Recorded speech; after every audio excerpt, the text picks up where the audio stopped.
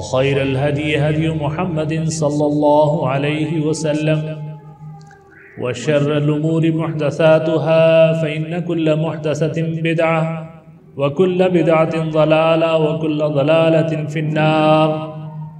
فأعوذ بالله السميع العليم وبوجهه الكريم وسلطانه القديم من الشيطان الرجيم من همزه ونفسه ونفخه. بسم الله الرحمن الرحيم. يا أيها الذين آمنوا اتقوا الله حق تقاته ولا تموتن إلا وأنتم مسلمون. بارك الله لنا ولكم في القرآن العظيم ونفعني وإياكم بالآيات والذكر الحكيم. إنه تعالى جواد كريم ملك بر رؤوف رحيم. رب اشرح لي صدري ويسر لي أمري واحلل عقدة من لساني يفقهوا قولي. سبحانك لا علم لنا إلا ما علمتنا إنك أنت العليم الحكيم. سب طرح کی تعریف اور توصیف، عظمت و کبریائی، وحدت و جلالت صرف ایک اللہ وحدہ لا شریک، احکم الحاکمین، مالک دو جہاں کے لیے خاص، اسی کے لائق اور اسی کے زیبا ہے کہ جو اس وسیع کائنات کا تن تنہا خالق ہے، مالک ہے، مربی اور محسن ہے اور منعم حقیقی ہے. سب طرح کی تعریف اور توصیف، عظمت و کبریائی اس اکیلے کا حق ہے. بندگی اور عاجزی کا تقاضا یہ ہے کہ ہر آن ہر لمحہ اس کے در سے وابستہ رہا جائے، اس کی عبادات کی پابندی کی جائے، اس کے حلال کو حلال جانا جائے، اس کے حرام سے اجتناب کیا جائے. اللہ تعالیٰ کی اس حمد و ثنا کے بعد اس کے انبیاء کرام کی مقدس جماعت اور اس جماعت کے سرخیل و سرتاج نبی آخر زمان احمد مجتبی محمد مصطفیٰ صلی اللہ علیہ وسلم پر اللہ رب کریم کی طرف سے کروڑہا اور لکھوکھا درود و سلام نازل ہوں. اللہم صلی علی محمد وعلی آل محمد کما صلیت علی ابراہیم وعلی آل ابراہیم انکا حمید مجید. اللہم بارک علی محمد وعلی آل محمد کما بارکت علی ابراہیم وعلی آل ابراہیم انکا حمید مجید. محترم بزرگوں اور بھائیوں، نبی مکرم رحمت للعالمین حضرت جناب محمد رسول اللہ صلی اللہ علیہ وسلم کی حیات طیبہ میں اتنے سبق ہیں، اتنے ہمارے لیے رہنمائی کے واقعات ہیں کہ زندگی کا کوئی پہلو ایسا نہیں ہے کہ جس کے سلسلے میں اس سے ہمیں ہدایت اور رہنمائی نہ ملتی. سیرت طیبہ کا ایک بہت خوبصورت واقعہ ہے کہ جنگ بدر کے لیے حضور نبی کریم صلی اللہ علیہ وسلم اپنے ساتھیوں کی، اپنے جانثاروں کی صفیں درست کر رہے تھے. چونکہ صف بستہ، کمر بستہ، عزم و استقلال کے ساتھ لڑنے والے اللہ کو پسند ہیں. ان اللہ یحب الذین یقاتلون فی سبیلہ صفا کأنہم بنیان مرصوص. سیسا پلائی ہوئی دیوار کی طرح جو لوگ کھڑے ہو جاتے ہیں کفر کے مقابلے میں اسلام کے دفاع کے لیے، اللہ تعالیٰ ان کو پسند فرماتا ہے.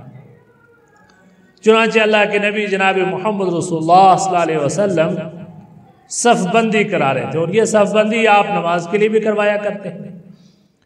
اور نماز میں کسی طرح کا کوئی صف میں ٹیڑھا پن ہے، کوئی درمیان میں کوئی خالی جگہ چھوٹی ہے، کوئی آگے پیچھے کھڑا ہے، تو اس کو بھی آپ اس کی درستگی فرمایا کرتے تھے.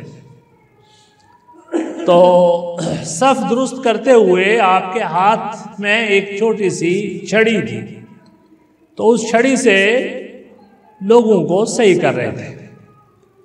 اب ایک انصاری صحابی ہیں حضرت سواد ابن غزیہ۔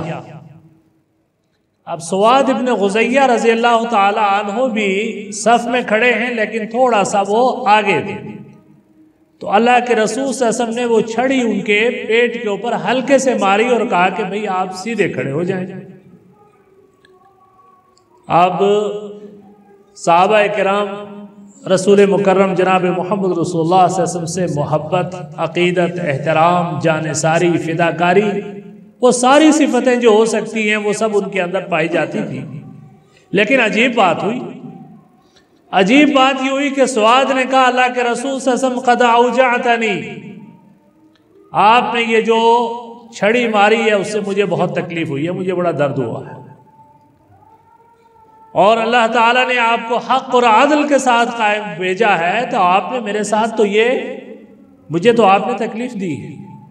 اب آپ تصور کیجئے ادھر کفر کے مقابلے میں صف آرا ہو رہے ہیں، اور اللہ کے آخری نبی اور کمانڈر، ان پر ایک عام سپاہی نے اعتراض کر مارا کہ صاحب آپ نے تو مجھے چھڑی سے مارا ہے اور مجھے تکلیف ہوئی ہے، آپ کو تو اللہ نے حق اور انصاف قائم کرنے کے لیے بھیجا ہے، آپ نے یہ تو میرے ساتھ بڑی تکلیف پہنچائی ہے مجھے۔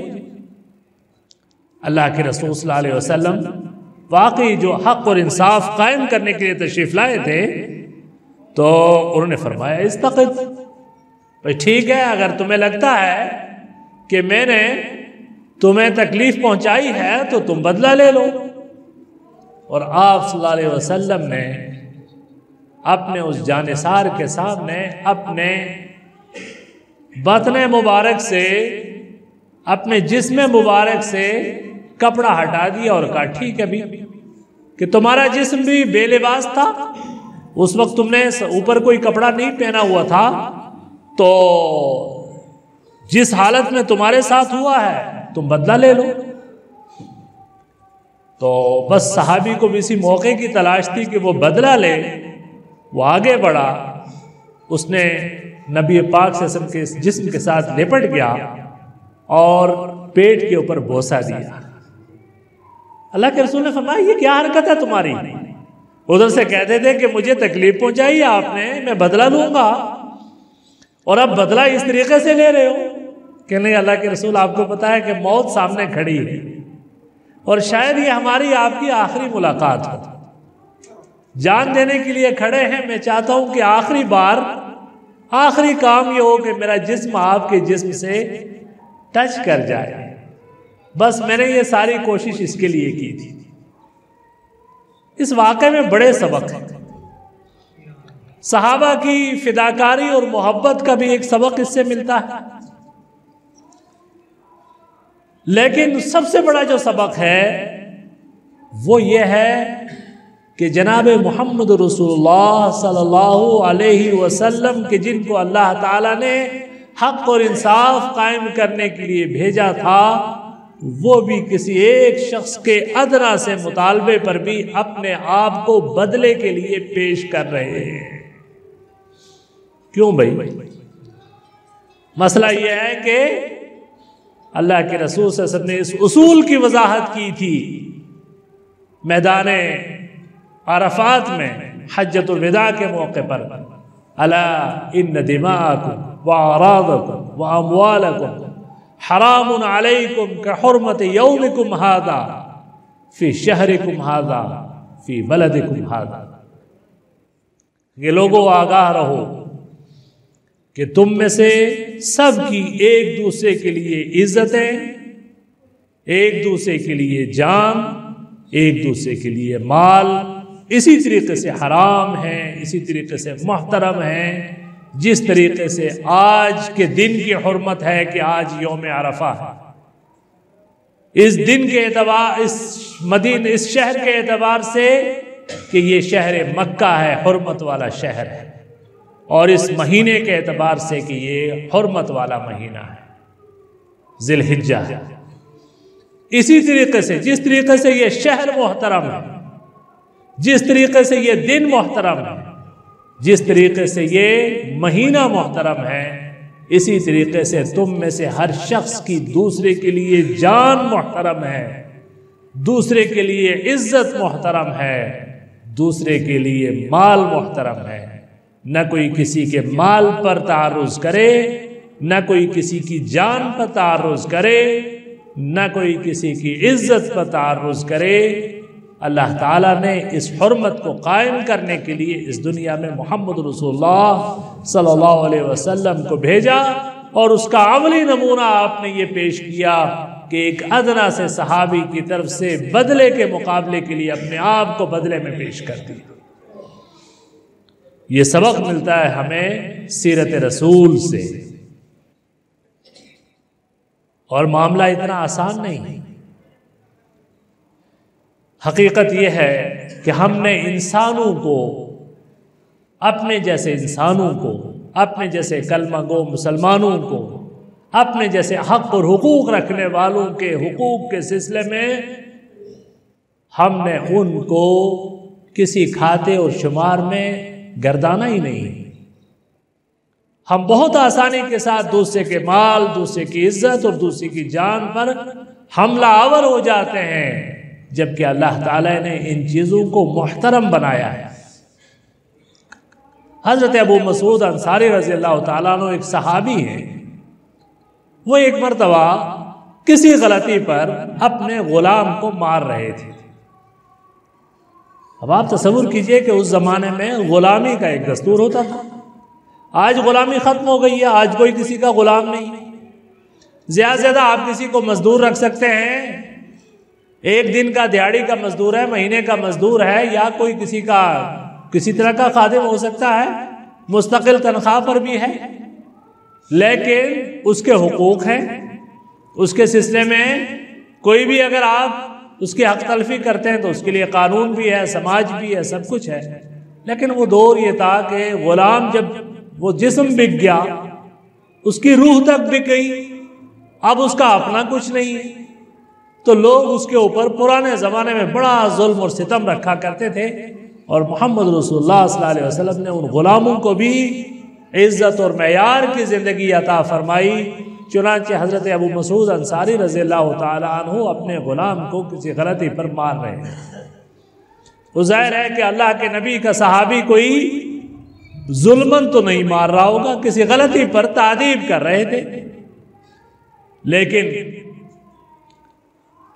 اللہ کے رسول صلی اللہ علیہ وسلم پیچھے سے تشریف لائے اور فرمایا علم ابا مسعود للہ اقدر علیک منہ علیہ منک علیہ، اے ابو مسعود خبردار ہو جاؤ کہ جو قدرت تمہیں اپنے اس غلام پر حاصل ہے، جو اقتدار تمہیں اپنے اس غلام پر حاصل ہے، اللہ کو اس سے زیادہ تمہارے اوپر قدرت حاصل ہے، اور وہ تم سے اسی طریقے سے انتقام لے سکتا ہے جس طریقے سے تم نے اس کو مارا ہے۔ حضرت ابو مسعود انصاری رضی اللہ تعالیٰ عنہ لرز گئے، خوف زدہ ہو گئے، اور فرمانے لگے اللہ کے رسول میں اسے آزاد کرتا ہوں۔ اور آزادی ایک بہت بڑا معاملہ ہوتا تھا اس زمانے میں۔ ایک غلام اپنے صحت اور تندرستی اور اپنے خصائص کے اعتبار سے کبھی کبھی ہزاروں بلکہ لاکھوں کا ملتا تھا، اور لوگوں کا ایک بڑا سرمایہ ہوتا تھا غلام۔ پھر غلام آگے وراثت میں تقسیم ہوتے تھے اولادوں میں۔ تو جس طریقے سے کسی آدمی کے پاس زمین ہے، کسی کے پاس کاروبار ہے، کسی کے پاس کوئی اور جو ہے اچھی نفیس قسم کا مال ہے، اسی طریقے سے غلام بھی ایک بہت بڑی اس کے پاس ایک مال ہوتا تھا، اور اس غلام کو اللہ کے نبی صلی اللہ علیہ وسلم کی اس تنبیہ کی وجہ سے، اس وعید کی وجہ سے حضرت ابو مسعود نے فوراً آزاد کر دیا۔ فرمایا ہوا حر لوجہ اللہ یا رسول اللہ، اللہ کے رسول میں اس کو اللہ کے لیے اپنے اس غلطی کی پاداش میں اب اسے میں آزاد کرتا ہوں۔ تو اللہ کے رسول صلی اللہ علیہ وسلم فرمایا اما لو لم تفعل للفحتک النار، اگر تو آج اس کو آزاد نہ کرتا تو اس مارنے کی وجہ سے تجھے جہنم کی آگ تجھے پہنچتی، الیاذ باللہ۔ صحابی رسول کہ جن کو اللہ تعالیٰ نے کتنے میڈل اور کتنے اعزاز سے نوازا ہے، لیکن صرف ایک غلام کو مارنے کی وجہ سے اللہ کے رسول صلی اللہ علیہ وسلم نے فرمایا کہ اگر تم اس غلطی کا ارتکاب کرنے کے بعد اس کی تلافی اس کو آزاد کر کے نہ کرتے تو یقین مانو جہنم کی آگ تمہیں چھو جاتی۔ یہ کتنا خطرناک معاملہ ہے۔ ہم اپنی زندگیوں کا تجزیہ کریں کہ ہم اس سلسلے میں دوسروں کے اوپر ظلم اور دوسروں کے اوپر زیادتی کے سلسلے میں کس قدر جری اور بہادر ہیں۔ ہمیں اللہ کا کوئی خوف نہیں۔ جان رکھیے جو حدیث میں نے آپ کے سامنے پڑھی تھی اس میں اللہ کے رسول صلی اللہ علیہ وسلم نے جان، مال اور عزت کا تذکرہ کیا ہے۔ ان دماءکم، تمہارے خون، وَأَعْرَاضُكُمْ، اور تمہاری عزتیں، وَأَمْوَالُكُمْ، اور تمہارے مال، یہ ایک دوسرے کے اوپر حرام ہے۔ دوسرے کی عزت اور آبرو کو بٹا لگانے اور اس کے اوپر جو ہے زحرف گیری کرنے کو ہم کوئی جرم ہی نہیں سمجھتے۔ یہ بہت بڑا جرم ہے، یہ بہت بڑا جرم ہے۔ آپ کو پتا ہے ایک مرتبہ ازواج مطہرات میں حضرت عائشہ صدیقہ رضی اللہ تعالی عنہا نے حضرت صفیہ کے بارے میں کوئی بات کہی۔ صفیہ بھی ازواج مطہرات میں سے، صفیہ بنت حیی بن اخطب، اور وہ قد کے اعتبار سے کچھ چھوٹے قد کی تھی۔ تو ان کے قد کو لے کر حضرت عائشہ صدیقہ رضی اللہ تعالی عنہا نے اللہ کے رسول صلی اللہ علیہ وسلم سے کوئی ایسا جملہ کہا کہ جس میں ان کے لیے توہین کا پہلو تھا، جس میں ان کے لیے غیبت کا پہلو تھا۔ تو اللہ کے رسول صلی اللہ علیہ وسلم نے فرمایا لَقَدْ قُلْتِ كَلِمَةً، تو نے ایک ایسی بات کہی ہے لَوْ مُزِجَتْ بِمَاءِ الْبَحْرِ لَمَزَجَتْهُ، کہ اگر یہ بات سمندر کے پانی میں ڈال دی جائے تو یہ سمندر کو بھی گدلا کر دے۔ کتنی بڑی بات ہے۔ اب آپ تصور کریں ازواج مطہرات میں عظیم ترین زوجہ ہے، رسول کریم صلی اللہ علیہ وسلم کی چہیتی ہیں، اور سب ازواج میں سب سے زیادہ پیاری ہیں اور ان کا مقام ہے، صدیق کی بیٹی ہیں، اور انہوں نے اپنی دوسری سوتن کے بارے میں کوئی ایک ایسا جملہ کہہ دیا ہے کہ جس طرح کے ہزاروں جملے ہماری زبانوں سے دن میں نکلتے ہیں، لیکن اللہ کے رسول صلی اللہ علیہ وسلم نے تنبیہ فرمائی ہے، اور نہ صرف یہ کہ تنبیہ فرمائی ہے بلکہ یہ فرمایا کہ تم نے وہ بات کہی ہے کہ اگر یہ سمندر کے پانی میں ڈال دی جائے تو سمندر بھی گدلا ہو جائے۔ اس قدر یہ جملہ اللہ تعالیٰ کے ہاں ناپسندیدہ ہے جو تم نے اپنی بہن کے بارے میں کہا۔ چونکہ بسا اوقات ہم الفاظ کو اہمیت نہیں دیتے، زبان سے نکلنے والے الفاظ کو اہمیت نہیں دیتے۔ کسی عرب کے شاعر نے کہا تھا کہ تلوار اور تفنگ سے جو لوگوں کو زخم دیے جاتے ہیں وہ تو مندمل ہو جاتے ہیں، لیکن زبان کے زخم کبھی مندمل نہیں ہوتے۔ زبان کا زخم کبھی کبھی نسلوں تک پہنچتا ہے، نسلوں تک پہنچتا ہے زبان کا زخم، کہ کسی کے نسب پر، کسی کی برادری پر، کسی کے کسی اور جسم میں جو عیب ہے اس عیب کی بنیاد پر اگر کسی کو کوئی ایسا جملہ کہہ دیا ہے، کبھی کبھی وہ جملہ اس شخص کا ساری زندگی پیچھا نہیں چھوڑتا، اگلی نسل میں، اس سے اگلی نسل میں، اس سے اگلی نسل میں وہ جملہ منتقل ہوتا رہتا ہے، اس کا زخم کبھی بھرتا نہیں ہے۔ اس لیے اللہ کے نبی جناب محمد رسول اللہ صلی اللہ علیہ وسلم نے فرمایا تھا ان العبد لا يتكلم بالکلمۃ من رضوان اللہ، کہ بندہ کبھی کبھی کوئی بات اللہ کی رضامندی کی کہتا ہے، ایسی بات کہتا ہے کہ جس سے اللہ راضی ہوتا ہے۔ وہ بات کسی کو کسی اچھائی کے بارے میں رہنمائی کی بھی ہو سکتی ہے، کسی کو کسی برائی سے روک کر بھی ہو سکتی ہے، اور کسی کی اصلاح کے لیے کوئی جملہ ہو سکتا ہے، کسی کی دلجوئی، کسی پریشان حال کی دلجوئی کا کوئی بات ہو سکتی ہے؟ دو لڑنے والوں کے درمیان اصلاح کی کوئی بات ہو سکتی ہے؟ وہ کوئی بھی نیکی کی بات ہو سکتی ہے. وہ نیکی کی بات بہت بڑی بات ہے. اور نیکی کی بات صرف سبحان اللہ الحمدللہ کی تسبیح نہیں ہے. نیکی کی بات یہ ہے کہ آپ کسی کو کسی اچھائی کے بارے میں رہنمائی کر دیں، کسی برائی سے اس کو تنبیہ کر دیں، دو لڑنے والوں کے درمیان صلح کی کوئی بات کر لیں، کسی مظلوم کے لیے ہمدردی کے کچھ لفظ کہہ دیں، کسی بیمار کی عیادت کرتے ہوئے اس کے لیے تسلی کے کچھ لفظ کہہ دیں، کسی مغموم کے غم میں کمی لانے والا کوئی جملہ کہہ دیں. یہ وہ سارے جملے ہیں جو اللہ کو بہت پسند ہیں. یہ وہ سارے جملے ہیں جو اللہ کو بہت پسند ہیں. اور کبھی کبھی ہم ان جملوں کو کوئی اہمیت نہیں دیتے اور وہی جملے کبھی کبھی کسی کی زندگی کو بنانے کا سبب بن جاتے ہیں، کسی کے زخموں پر مرہم بن جاتے ہیں، کسی کی بگڑی زندگی سنور جاتی ہے. بہت سارے تاریخی واقعات میں نے پڑھے کہ جس میں کسی شخص کی پوری زندگی صرف ایک لفظ سے بدل گئی، کسی ایک جملے سے زندگی بدل گئی. ہم لفظ کو کوئی اہمیت ہی نہیں دیتے. بھئی بول کے تو دیکھیے، اللہ نے زبان دی ہے، اس زبان کو خیر کے معاملے میں حرکت کر کے دیکھیے، اس کی برکتیں دیکھیے.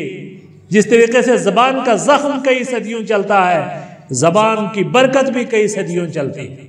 زبان کے الفاظ ضائع نہیں ہوتے، وہ اللہ کے ہاں تو لکھے جاتے ہیں، اس کے اثرات اور اس کی برکتیں بھی دنیا کے اندر موجود رہتی ہیں. چنانچہ اللہ کے نبی جناب محمد رسول اللہ صلی اللہ علیہ وسلم نے فرمایا ان العبد لیتکلم بالکلمۃ من رضوان اللہ لا یلقی لها بالا. اور وہ بات تو اللہ کے رضامندی کی ہوتی ہے لیکن وہ خود اس کو کوئی اہمیت نہیں دیتا. اس نے کوئی اچھی بات کر لی، وہ سوچتا ہے یار یہ معمولی سی بات تھی، کوئی بڑی بات نہیں تھی، میں نے کہہ دی، ٹھیک ہے چلو. گویا وہ اپنے عمل کو معمولی سمجھتا ہے. اللہ فرماتا ہے، اللہ کے رسول فرماتے ہیں یرفعہ اللہ بہا درجات فی الجنہ. اس ایک جملے کی وجہ سے اللہ تعالیٰ جنت میں اس کے کتنے درجے بلند کر دیتا اس کو پتہ ہی نہیں ہے. صرف ایک جملے کی وجہ سے جو نیکی کا جملہ تھا، جو اچھائی کا جملہ تھا. اور فرمایا وَإِنَّ الْعَبْدَ لَيَتَكَلَّمُ بِالْكَلِمَةِ مِنْ سَخَطِ اللَّهِ. اور کبھی کبھی کوئی بندہ کوئی ایسی بات کرتا ہے کہ جو اللہ کو ناراض کرنے والی ہے. اللہ کو ناراض کرنے والی کون سی بات ہو سکتی ہے؟ کوئی جھوٹ بول دیا، کوئی غیبت کر دی، کوئی کسی کی چغلی کر دی، کسی کی عزت و آبرو پر کوئی حرف گیری کر دی. عزت اور آبرو پر حرف گیری کو کوئی اہمیت ہی نہیں سمجھتے. آپ کو حد قذف کے بارے میں ہم نے نہیں سنا ہوگا شاید اکثر لوگوں نے.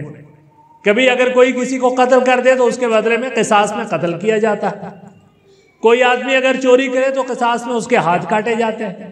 کوئی آدمی اگر کسی شخص کا کہ جو ہے وہ کوئی اور جرم کرتا ہے مثال کے طور پر تو اس کے لیے حد ہے. اگر وہ بدکاری کرتا ہے تو اس کو کوڑے یا اس کو پتھر، اگر شادی شدہ ہے تو پتھروں سے ہلاک کیا جاتا ہے، اگر شادی شدہ نہیں ہے تو اس کے اوپر جو ہے اس کو کوڑے مارے جاتے ہیں، 100 کوڑے. اسی طریقے سے اگر کوئی شخص کسی پاک دامن معزز کسی خاتون کے اوپر بدکاری کا الزام لگاتا ہے تو اس کے لیے 80 کوڑے کی سزا ہے. زبان سے کہا ہوا ایک لفظ ہے نا، اور 80 کوڑے کی سزا ہے. اور صرف سزا ہی نہیں، فرمایا وَلَا تُقْبَلُ لَهُمْ شَهَادَةً أَبَدًا. ایسا شخص ساری زندگی مردود الشہادہ ہو جاتا ہے. اب اس کو سزا بھی ملی، 80 کوڑے بھی ملے، اس نے توبہ بھی کر لی، وہ معزز شخص تھا، سماج میں اپنے مقام پر ہے، لیکن فرمایا نہیں، صرف ایک لفظ جو اس نے کسی عزت دار خاتون، کسی پاک دامن خاتون کے بارے میں بد کلامی کا کہہ دیا، پوری زندگی اگر یہ کہیں کسی عدالت کے اندر جو ہے اس کی گواہی قبول نہیں کی جائے گی. یہ اسلامی شریعت کا قانون ہے.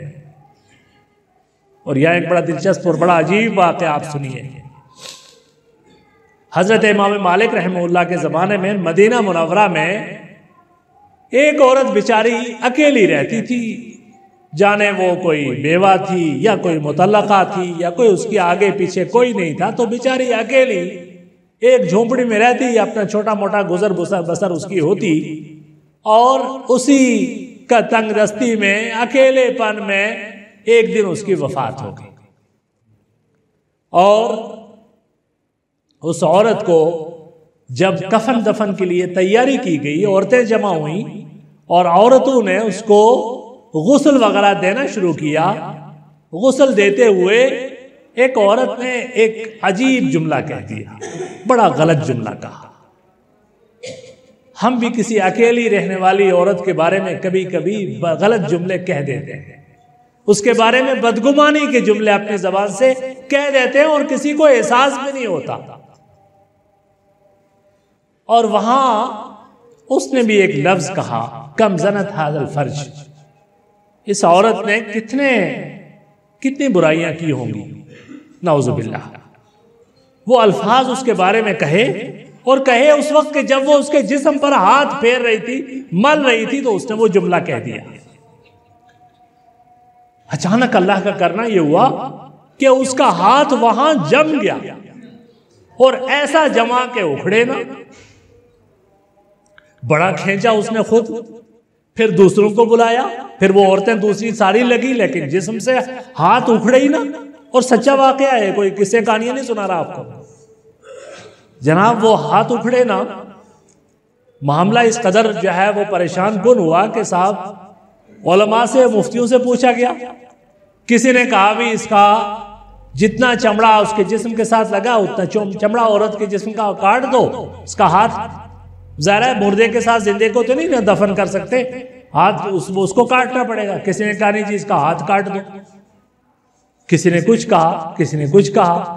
امام مالک تک یہ بات پہنچی، ان تک بات پہنچی کہ امام صاحب آپ بتائیے اس کا حل کیا ہے۔ کہنے لگا اس کا حل تو قرآن میں موجود ہے، اس کا حل تو قرآن میں موجود ہے۔ جاؤ اس عورت کے پیٹھ پر 80 کوڑے مارو، اس کا ہاتھ چھوٹ جائے گا۔ اس نے تہمت لگائی تھی، اور اس تہمت کی سزا جب تک نہ ہو، اللہ اپنی بندی کی عزت کے لیے اس نے اس کے ہاتھ کو پکڑ لیا ہے۔ سبحان اللہ۔ اللہ نے سیدہ عائشہ کی حرمت کے لیے آسمان سے 18 آیتیں نازل کی تھی قرآن میں، سورہ نور کے اندر، جب ان کے اوپر تہمت لگی۔ اللہ نے حضرت مریم علیہ السلام کی عزت اور عصمت کی حفاظت کے لیے حضرت عیسیٰ علیہ السلام کو شیر خارگی کے عالم میں زبان دی، اور انہوں نے کہا کہ میری ماں پاک دامن ہے۔ اور یہاں پر بھی اللہ تعالیٰ نے اپنی قدرت دکھائی، اس ولیہ کی عزت و عصمت کے لیے اللہ نے اپنی قدرت دکھائی۔ جب اس عورت کے پیٹھ پر 80 کوڑے پڑے، اس کا ہاتھ چھوٹ گیا۔ اس وقت لوگوں نے کہا لا یفتا ومالک فی المدینہ، اگر مالک رحمہ اللہ مدینہ میں ہوں تو پھر کسی اور کو فتویٰ نہیں دینا چاہیے۔ کسی نے کہا ہاتھ کاٹو، کسی نے کہا چمڑا کاٹو۔ امام مالک اس طے تک پہنچ گئے کہ بات کیا تھی۔ اللہ نے انتقام کس چیز کا لیا ہے؟ انتقام تبھی ہوگا جب اللہ کا فیصلہ نافذ ہوگا، اس کے گردن اس کے اوپر جو ہے کوڑے مارو، تب جا کے جان چھوٹے گی۔ یہ ہے مومن کی عزت اور اس کی حرمت، ہم معمولی سمجھتے ہیں۔ فرمایا وَإِنَّ الْعَبْدَ لَيَتَكَلَّمُ بِالْكَلِمَةِ مِنْ سَخَطِ اللَّهِ، کہ بندہ کبھی کوئی بات ایسی کہتا ہے کہ جو اللہ کو ناراض کرنے والی ہے، لا يلقي لها بالا، اور اس کو وہ کوئی اہمیت نہیں دیتا۔ وہ غیبت بھی ہو سکتی ہے، وہ چغلی بھی ہو سکتی ہے، وہ جھوٹ بھی ہو سکتا ہے، وہ کسی کی عزت پر حرفگیری بھی ہو سکتی ہے، وہ تہمت بھی ہو سکتی ہے، اس کو ہم کوئی اہمیت ہی نہیں دیتے۔ ہمارے لیے وہ لطیفہ ہے، ہمارے لیے وہ جوک ہے، وہ ہمارے لیے تفریح ہے۔ لیکن فرمایا کیا اللہ نے، اللہ کے رسول نے، یہوی بہا فی جہنم، وہ اس جملے کی وجہ سے جہنم کے اندر ڈالا جائے گا۔ وہ جملہ معمولی نہیں ہے، اس کی بنیاد پر وہ جہنم میں جائے گا۔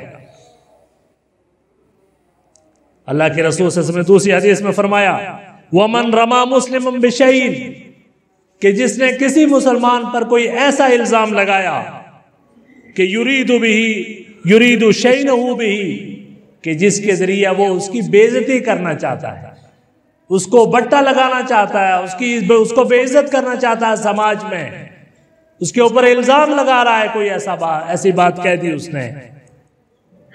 حتی حبسہ اللہ علی جسر جہنم، یہاں تک کہ اللہ تعالیٰ اس کو جہنم کے اس پل کے اوپر روک لے گا. یعنی وہ شخص ہے کہ جو اپنے نیک اعمال کی وجہ سے اس کو جنت کا فیصلہ ہو چکا ہے، وہ جنتی ہے، حساب اور کتاب کے معاملے میں سارے مسئلے اس کے حل ہو چکے ہیں. لیکن نہیں، اللہ کے رسول فرماتے ہیں اس شخص کو اللہ تعالیٰ جنت لے جاتے ہوئے راستے میں جو جہنم کا پل آتا ہے وہاں اس کو روک لے گا، اور وہاں پر اس کی اس بات کا انتقام لینے کے بعد پھر اس کو جنت میں داخل کیا جائے گا. یہ کسی عام جہنمی کا معاملہ نہیں، یہ جنتی کا معاملہ ہے. اس کو بھی اللہ تعالیٰ اس انتقام سے گزارنے کے بعد جنت میں جانے دے گا، اس سے پہلے اس کو نہیں جانے دے گا. اس لیے اللہ کے رسول صلی اللہ علیہ وسلم نے ایک مرتبہ ایک دوسری حدیث میں فرمایا اتدرون من المفلس، کیا تم جانتے ہو کہ مفلس کون ہے، قلاش کون ہے، کنگال کون ہے؟ تو لوگوں نے فرمایا اللہ کے رسول ہم تو قلاش اس کو کہتے ہیں، مفلس اس کو کہتے ہیں جس کے پاس مال نہیں ہے، درہم و دینار نہیں ہے، ہم اس کو قلاش کہتے نہیں. فرمایا نہیں، میری امت کا مفلس وہ ہے کہ جو قیامت کے دن اس عالم میں اللہ کے حضور پیش ہوگا کہ اس کے پاس نیکیوں کے پہاڑ ہوں گے، اس کے پاس نمازیں ہیں، اس کے بعد عقیدہ صحیحہ ہے، نمازیں ہیں، زکوٰۃ ہیں، روزے ہیں، حج ہیں، نفلی عبادات ہیں، سب کچھ ہے.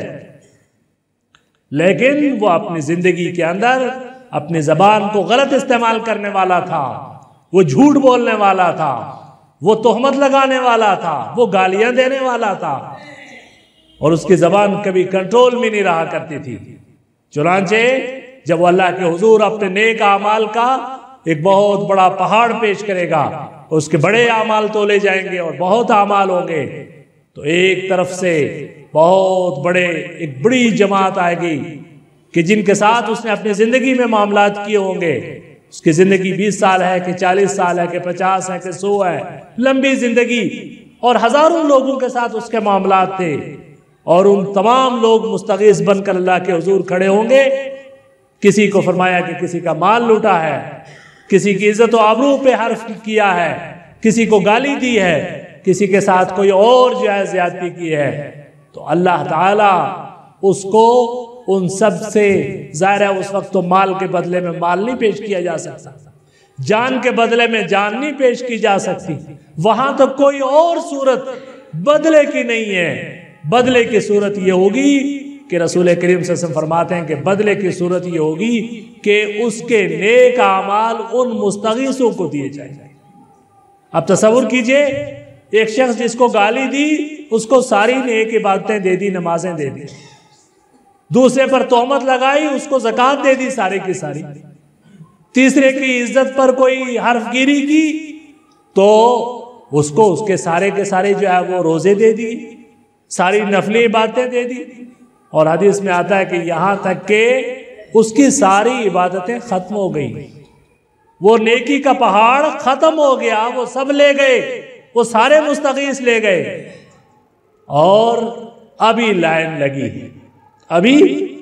لگی ہے چونکہ لوگ تو بہت ہیں کہ جو اس کی زبان سے زخمی ہوئے ہیں. تو پھر کیا ہوگا؟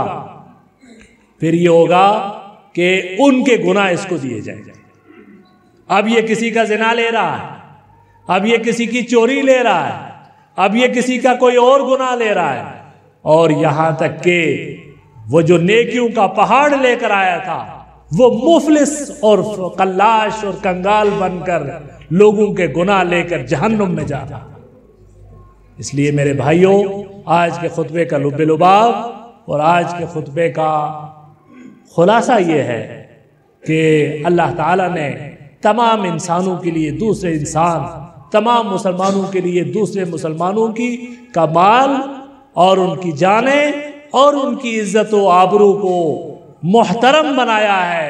لہٰذا خاص طور سے دوسروں کی عزت اور آبرو کے سلسلے میں کوئی جملہ، چاہے وہ غیبت کا ہو، چاہے وہ تہمت کا ہو، چاہے وہ عیب تراشی کا ہو، اس طرح کا کوئی جملہ اپنے زبان سے نہ نکالیں، چونکہ اللہ کو بہت غیرت ہے اپنے بندوں کی۔ اللہ اس کا انتقام دنیا میں بھی لیتا ہے اور آخرت میں بھی لیتا ہے۔ اور اس کی ابتدا سیرت نبی کے اس واقعے سے کی تھی میں نے، کہ جب ایک صحابی نے اللہ کے رسول صلی اللہ علیہ وسلم سے ایک پیار میں آ کر ایک دعویٰ کیا کہ آپ کی اس چھڑی سے مجھے تکلیف ہوئی، تو اللہ کے رسول صلی اللہ علیہ وسلم نے اپنے آپ کو انتقام کے لیے اور بدلے کے لیے پیش کر دیا۔ تو یقین مانیے ہم اور آپ جو ایک دوسرے کو کیا کیا کچھ نہیں کہتے اور ایسے ایسے جملے اپنے زبان سے نکالتے ہیں کہ جو اللہ کے غضب کو دعوت دینے والے ہیں، لہٰذا اپنے زبان کے سلسلے میں اللہ تعالیٰ کے سامنے جواب دہی کا احساس کر لیں اور یہ تصور کریں کہ نہ ہماری زبان سے کہا ہوا کوئی لفظ ضائع نہیں ہے۔ ما یلفظ من قول الا لدیہ رقیب عتید، ہماری زبان سے نکلنے والا ہر جملہ اللہ تعالیٰ کے ہاں لکھا جا رہا ہے۔ کرامن کاتبین لکھ رہے ہیں، اچھائیاں بھی لکھ رہے ہیں، برائیاں بھی لکھ رہے ہیں۔ اچھا کلمہ بھی اپنے ثمرات دکھا رہا ہے اور برا کلمہ بھی اپنا نقصانات دکھا رہا ہے۔ لہٰذا زبان کی حفاظت کیجئے، زبان ہی سب سے بڑی چیز ہے۔ حضرت معاذ بن جبل رضی اللہ تعالیٰ عنہ کی حدیث ہے، اللہ کے رسول صلی اللہ علیہ وسلم نے جب زبان کی برائیاں گنوائیں تو انہوں نے کہا اللہ کے رسول یہ کیا بات، اِنَّا لَمُؤَاخَذُونَ بِمَا نَقُولُ، ہم اپنی زبان سے جو کچھ کہتے ہیں اس کے بارے میں کیا ہمیں مواخذہ ہوگا اور ہم سے پوچھا جائے گا؟ تو اللہ کے رسول نے فرمایا تھا وَهَلْ يَكُبُّ النَّاسُ عَلَى مَنَاخِرِهِمْ إِلَّا حَصَائِدُ أَلْسِنَتِهِمْ، کہ لوگ قیامت کے دن جہنم میں منہ کے بل جو گھسیٹے جائیں گے، اکثر و بیشتر لوگ اپنی زبانوں کی وجہ سے گھسیٹے جائیں گے۔ لہذا زبانوں کی حفاظت کیجئے، زبانوں کی حفاظت کیجئے۔ اللہ کے رسول نے فرمایا تھا نا کہ تمہاری دو داڑھوں کے درمیان جو چیز ہے اور جو دو تمہاری جانگوں کے درمیان دو چیزیں ہیں، ان دو چیزوں کی حفاظت کی ضمانت دو، میں تمہارے لیے جنت کی ضمانت دیتا ہوں۔ لہٰذا اپنی زبانوں کی حفاظت کا خاص خیال رکھیں۔ یہی گفتگو کا لب لباب تھا۔ اقول قولی ھذا واستغفر اللہ لی ولکم ولسائر المسلمین فاستغفروہ انہ الغفور الرحیم، وآخر دعوانا ان الحمد للہ رب العالمین۔